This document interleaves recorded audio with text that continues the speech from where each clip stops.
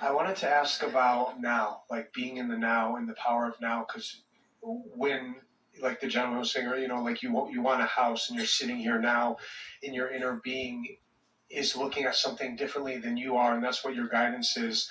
But how does Source see if you're sitting here in the now and you don't have money, or if you don't have the relationship and the negative emotion is present?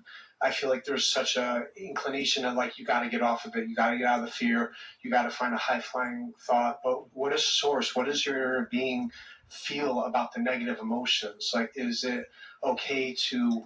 Well, your inner being isn't feeling anything about your negative emotion. The reason for your negative emotion is because you're focused differently than your inner being is focused. But we think that we can have a conversation that's going to solve this for you. In other words, your power is in your now, because this is where the junction of you and you is. The now is where you blend with your inner being to one degree or another. That's what now really is all about, is how much of me I'm allowing to be here now. And the more of me that I'm allowing to be here now, the better I feel, because that larger part of me feels wonderful all the time. And so the power of now, really, if you could understand that it's about connection and alignment and receiving mode and nothing else. Here's another piece that we want to give to you. We haven't talked about this before, and it's what you're asking for. It's the leading edge thought that this gathering has brought us to. And we want you to relax and take in what we're going to say to you next. There is no future. There's only now, because you can't think in the future, you can't observe in the future, you can't live in the future, you're only living in the now. You're living right now. Now you can anticipate what's coming next, or you can remember what came before. And you're doing that all now, of course, but we really want you to feel that now is all we have, any of us. If you can focus with us and really feel what we're saying to you, it will make you stop worrying about getting old, because everyone's in the same place now. It will help you to no longer yearn for younger, skinnier times. Because you're doing it now. And so if you can take away from this conversation this important understanding that now there's me and my relationship to Source, period. There's me and me allowing myself to be in the receptive mode, which is, that sweet spot that I want to be in, because then I am allowing the absolute continuum of my life experience just the way I intended it. My broader viewpoint and my human viewpoint have converged magnificently, and now we are romping forward in this moment together. Sort of following it? Now. So, our earlier conversation about that feeling of freedom, the freedom to be in complete connection with who I am. So what is compassion? Compassion is me and my physical humanness, in my now, involved in whatever I'm involved in, and feeling about it the way Source feels about it. So take it. So what I was going to say next is, so if you're sitting there and you're like, okay, I don't have the house, or I don't have the relationship, are you invalidating now by just thinking, okay, well, my Source is only thinking about the relationships, only thinking about a high-flying thought? Aren't you like diminishing now by not acknowledging where you are if you're without what you want? But if you make it as simple as it really is, right now I don't feel so good, and I'm using not having something as my reason for not feeling good. But my inner being is not doing that. And so what I'm feeling is not the absence of the relationship. I'm not feeling the absence of the house. I'm feeling my pinching myself off from how inner being is viewing the power of my now right now. When Source is looking through your eyes, the happiness of Source in regards to you is not contingent upon you having that house or not. It's contingent upon the vibration that you've found.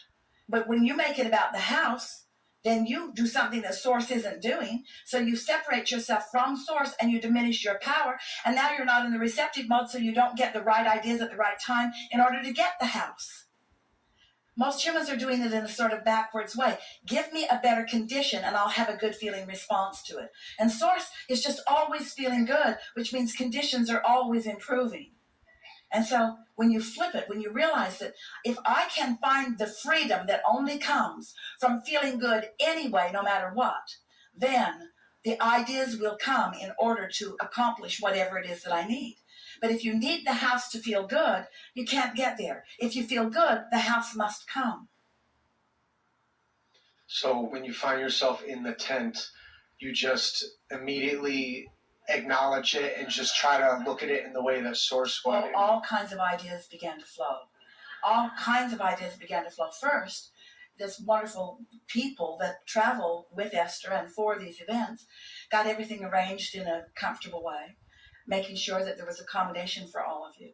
And then the consideration about what to do about the heating and cooling. It's something that's sort of manually operated. In other words, everyone sort of jumped into place. Everyone's walking around with headphones. We do not believe that this hotel staff has ever been so attentive to anything ever than the power of the desire that was offered from everyone that was involved, and feel how things are sort of beginning to come into alignment. The tent doesn't seem so bad now, does it? There's an occasional motorcycle, and the man on the mower is bound and gagged and in the bushes over there. It's hard to catch.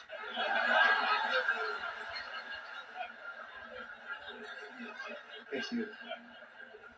So did we get there? Yeah. So when we say to you that there is no future, sit in it and feel it with us for just a moment, because you can't be in the future, you can only be now. Now, now, now, now, now. And in your now, there are only two choices: alignment with broader perspective or not, some lesser degree of alignment. This helps you get your priorities straight. You can't be other than now, but you do have choices about how you feel. But so many people are regretting the past, trying to relitigate it, and in the process, messing up their now.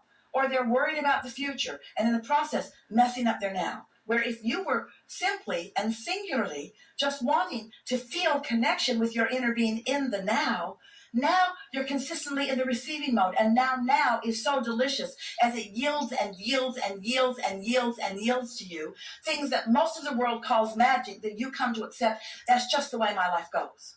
This is just how things work out for me. Everything is always working out for me. No matter what my perspective of it is, things are always working out for me, because that is the way that it is. You can't get it wrong, and you never get it done. And it's all happening now. So when you accept it as your responsibility or your choice or your gift or your lovely option of choosing freedom or bondage, choosing to feel good or bad, choosing to feel a little better or choosing to feel a little worse, as you strive for the way the source within you is looking at something. Esther said to herself this morning, and she's been saying it over the last few days, it's not possible for bad things to be happening to me. It's not possible for anything other than well-being to be happening to me.